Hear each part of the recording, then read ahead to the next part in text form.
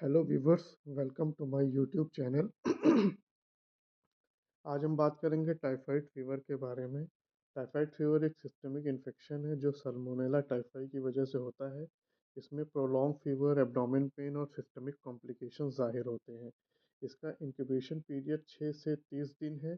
Incubation period का मतलब होता है कि बैक्टीरिया के इंजेशन से सिम्टम्स के आने तक का वक्त। एटियोलॉजी की बात करेंगे, कॉजेज़ की बात करेंगे, तो causative agent Salmonella, enterica serotype, typhi और पैराटाइफाई हैं।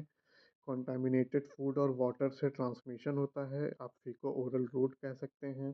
Poor sanitation and hygiene responsible होते हैं।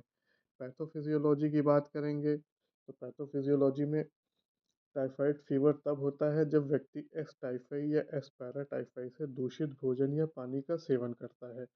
एस टाइफाई पेट में मौजूद गैस्ट्रिक एसिड में सर्वाइव करने की क्षमता होती है और ये आसानी से स्मॉल इंटेस्टाइन तक पहुंच जाता है और इंटेस्टाइन की एपिथेलियल सेल पर चिपक जाता है और इलियम के पेयर्स पैचेस के थ्रू सब म्यूकोसा में प्रवेश करता है और इंटेस्टाइन की दीवार को पार करता है।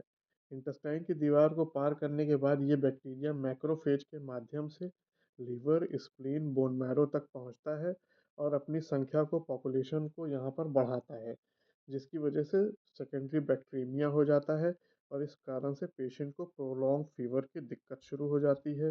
रोज स्पॉट जाहिर होते हैं ट्रंक और चेस्ट पर। एब्डोमिनल पेन शुरू हो जाता है। गैल ब्लैडर में बैक्टीरिया अपना घर बनाता है और बाइल के जरिए बैक्टीरिया इंटेस्टाइन में पहुंचता रहता है। बैक्टीरिया इन्फेक्टेड पर्सन के स्टूल के जरिए एक्सक्रिएट होता रहता है और इसी तरह से ट्रांसमिशन साइकिल चलती रहती है। क्लिनिकल फीचर्स की बात करें, जहाँ साइन और सिम्टम्स होता है, तो इसको वीक वाइज डिवाइड कर देते हैं।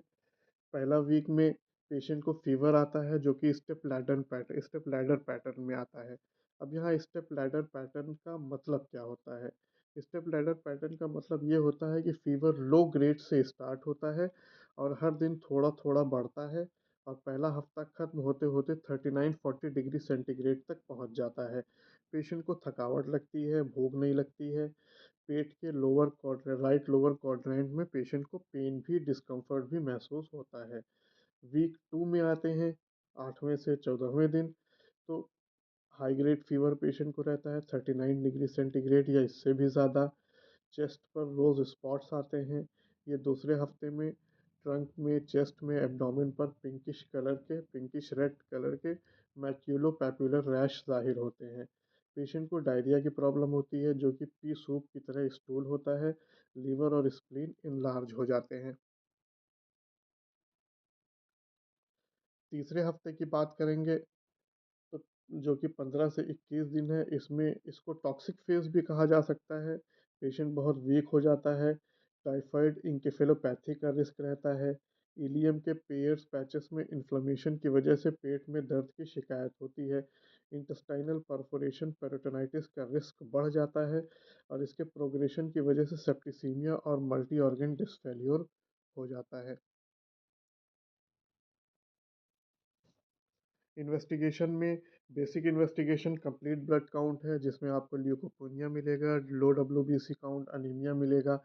ब्लड कल्चर, पहले हफ्ते में ब्लड कल्चर बहुत ही अच्छा टेस्ट है क्योंकि बैक्टीरियल लोड बहुत हाई रहता है और आसानी से डिटेक्ट हो जाता है। फिर उसके बाद विडॉल टेस्ट है और भी दूसरे टेस्ट होते हैं, स्टूल कल्चर, यूरिन कल्चर, जो कि लेटर स्टेज में करवाना चाहिए, दूसरे हफ्ते या तीसरे हफ्ते में करवाना चाहिए। पीसीआर फॉर साल्मोनेला डीएनए भी होता है।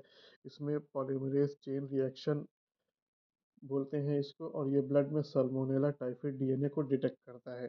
लिवर फंक्शन टेस्ट करवाया जाता है ये देखने के लिए कि कोई कोई किसी भी तरह की कोई चीज़ डिफर तो नहीं हो रही है। ट्रीटमेंट पर आते हैं, तो ट्रीटमेंट में सबसे पहला तो जनरल मेजर्स है। जनरल मेजर्स में हाइड्रेशन को मेंटेन रखना है, nutritional support, high calorie easy digestible diet देना है और पेशेंट को आइसोलेशन में रखना है ताकि ट्रांसमिशन किसी तरह का ना हो सके। एंटीबायोटिक में सिफ्ट्रिएक्सोन 1 ग्राम आईवी या IM one sorry orally for 10 to 14 days दी जाती है। आईवी दिया जाता है या आईएम दिया जाता है। एजिथ्रोमाइसिन ओरली दी जाती है 500 mg की डोज 7 दिन के लिए। अल्टरनेटिव एंटीबायोटिक में कभी कभी सिप्रोफ्लॉक्सासिन भी दी जाती है जो 7 से 10 दिन के लिए दी जाती है। पैरासिटामॉल 500 mg से 1 ग्राम तक 6 से 8 घंटे के हिसाब से दी जाती है। पेशेंट को रेस्ट के लिए बोलना चाहिए, फ़ीवर की मॉनिटरिंग होनी चाहिए और स्पाइसी और हेवी मील्स को पूरी तरह से अवॉइड करना चाहिए। कॉम्प्लिकेशन की बात करें तो कॉम्प्लिकेशन में कॉमन कॉम्प्लिकेशन में डिहाइड्रेशन है, जो कि हमें पहले बता चुका हूँ, जो स्टूल होता है पी सूप की तरह होता है।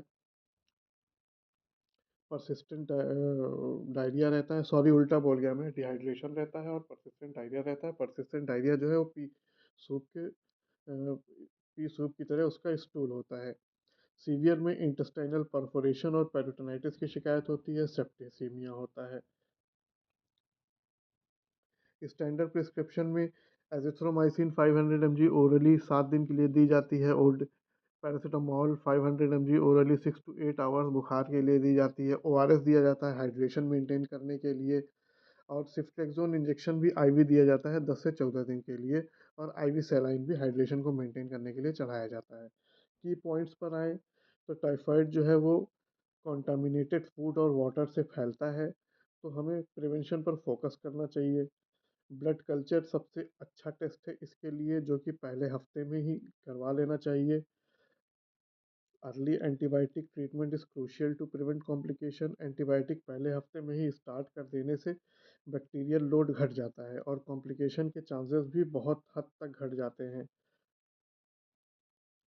इंटेस्टाइनल परफोरेशन के पेरिटोनाइटिस के साइंस को मॉनिटर करना चाहिए, बहुत ज़रूरी है मॉनिटर करना। इसमें परसिस्टेंट एब्डोमिनल पेन, टेंडरनेस की कंप्लेंट होती है और ये तीसरे हफ्ते तक के अनट्रीटेड टाइफाइड के कारण इलियम के पेयर पैचेस में नेक्रोसिस की वजह से होती है।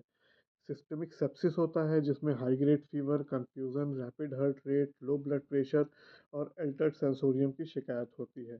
वैक्सीनेशन भी इसकी अवेलेबल है। Thank you very much.